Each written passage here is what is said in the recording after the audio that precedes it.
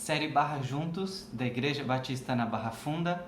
Nós pedimos que você e sua família se reúnam para uma roda de oração com gratidão, com pedidos de oração, e que vocês também possam cantar uma música, como por exemplo a música Teu Amor Não Falha, da cantora Nívia Soares, e que vocês possam fazer uma meditação na Palavra de Deus. Nós citamos aqui que Samuel foi o último juiz do período dos juízes e Saul o primeiro rei do período dos reis. Enquanto Saul está reinando, Davi está na roça cuidando das ovelhas, envolvido naquele contexto. Samuel vai até a casa da família de Davi e Samuel unge Davi, dizendo que ele vai ser rei após Saul. E aos poucos, Davi se aproxima de Saul, se aproxima da casa, da família real, e então começa a passar por um processo de treinamento, mas nessa fase, nessa etapa da história, Saul já não está mais bem como rei, não está mais bem com o Senhor Deus, com o povo. Então Saul se incomoda com Davi, tendo ciúmes. E foi nessa época que Davi derrotou o gigante Golias, quando Golias afrontava o povo de Deus. Começa então uma perseguição de Saul contra Davi. Davi foge, Davi fica escondido em cavernas, tem a possibilidade de matar Saul de algumas vezes, mas Davi não mata Saul. Por fim, na história, Saul morre. Davi então se torna rei do território de Judá e depois de todo o território de Israel. E o reinado de Davi foi um reinado glorioso. Davi cometeu pecados e a história bíblica não encobre os erros de Davi, como por exemplo o adultério com uma mulher. E se não bastasse isso, Davi pediu que o marido dessa mulher estivesse na linha de frente de batalha para que ele morresse. Acontece que, diferente daquilo que acontece com Saul, aconteceu com Davi. Por exemplo, Saul se arrepende dos seus pecados pela metade, confessa pelas metades e ainda fica justificando os seus erros. Davi não.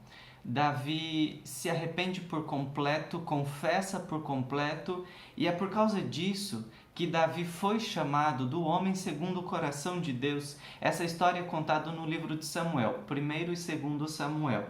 Mas para hoje eu quero propor que você conheça Davi, mas por meio dos Salmos. Isso mesmo, o livro dos Salmos é um livro de canções, um livro de poesia.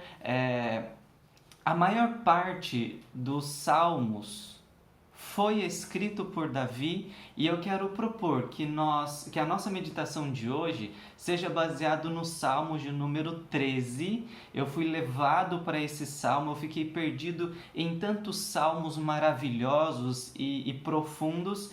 Então fui levado para o Salmo 13, onde nós aprendemos de uma maneira geral nos Salmos que nós temos um encontro com Deus, e quando nós encontramos com Deus, nós encontramos a nós mesmos, encontramos o nosso próximo, e os Salmos eles têm características diferentes. São salmos de alegria, mas também tem salmos de desespero. Nós temos salmos de esperança, mas nós também temos salmos de arrependimento, de súplica profunda. E o Salmos 13, ele traz um pouco desse encontro com Deus. Por causa de uma situação muito desagradável, que pode ser uma doença, uma perseguição, uma situação desagradável como um Covid-19, ou com uma crise na rede de saúde, ou com uma crise política que estamos vivendo, ou numa crise financeira. E aí nós temos uma pessoa que implora a ajuda de Deus, uma pessoa abandonada que implora a ajuda de Deus.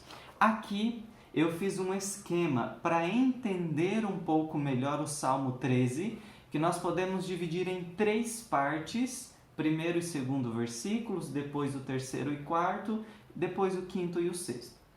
A primeira parte do Salmos 13 nós temos uma queixa, onde Davi pergunta a Deus 4 vezes: até quando, Senhor, essa tristeza? Até quando, Senhor, esse sofrimento? você talvez tenha uma queixa e você pode perguntar para Deus: até quando? A segunda parte do Salmo é um pedido de ajuda de Davi para Deus, quando Davi pede que Deus ilumine os seus olhos. Davi pede a Deus: olha para mim, me responde, me dá forças. E talvez esse seja o seu pedido hoje ou durante esses dias que estamos vivendo. E você tem esse direito de pedir a Deus: ilumina os meus olhos, dá-me forças, me responde, olha para mim, Senhor. A última parte do Salmo 13 é uma expressão de confiança em Deus, onde Davi confia no amor de Deus que vai salvá-lo. Davi tem um sentimento de alegria no seu coração e ele quer cantar. Eu desafio você a ler este salmo na Nova Tradução na linguagem de hoje, e eu quero desafiar que você escreva uma frase de confiança em Deus, assim como Davi fez. Eu confio no teu amor. O meu coração ficará alegre, porque tem sido bom para mim. Cantarei hinos a ti, ó Senhor. Eu peço que você escreva uma frase de confiança em Deus. Até mais.